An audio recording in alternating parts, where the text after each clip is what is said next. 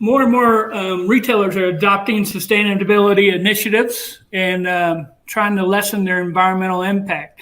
So could you sort of go over these low GWP refrigerants and natural refrigerants, sort of give us an overview?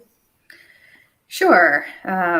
Quick history lesson I think most of us probably know is in the 80s, we found out that the refrigerants being used were depleting the ozone. And so then through those efforts, such as the Montreal Protocol in 87, we had the move away from conventional refrigerants that we'd used for the previous century. In the US, the EPA created boundaries and phase-out requirements that are still followed today.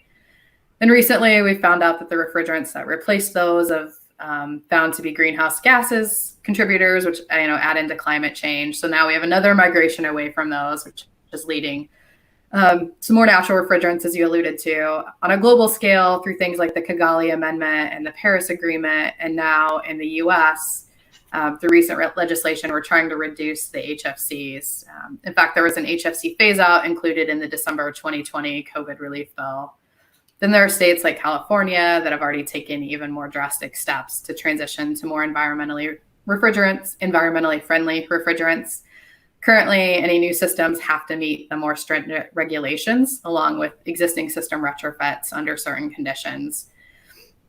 So one goal is to reduce the greenhouse gas emissions by 40% by the year 2030. So one way you can do this is change some of your existing sites to CO2 systems as they reach their end of life. The EPA also recently reduced that acceptable refrigerant leak rate for commercial refrigeration systems from 35% down to 20% on an annual basis. A recent study is showing that average annual leak rate is well above the threshold.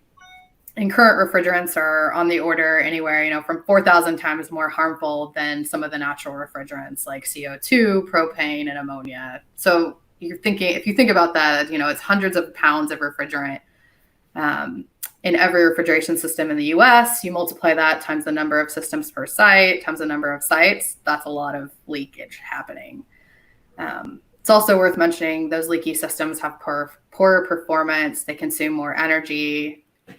And so even if you can offset the energy consumption of the systems themselves, there's still this potential of leaking the harmful substances to the atmosphere. So right now there are interim refrigerants called HFOs that are slightly flammable, but when you mix them with a little bit of traditional HFC refrigerants, they're almost drop-in replacements. So if your goal is to meet regulatory compliance, these refrigerations can be dropped into existing systems without major equipment upgrades.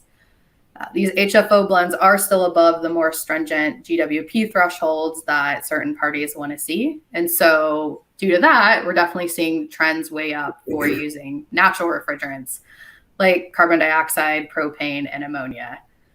You also have the positive on those natural refrigerants that they are natural and then virtually unlimited in supply. There are some, the natural refrigerants do come with some other life safety precautions due to operating at higher pressures and flammability. So we're working with industry partners to make sure that codes and standards are, keeping up with that demand as we move towards environmentally friendly regulations, both to meet sustainability goals from corporations and to meet the latest regulations.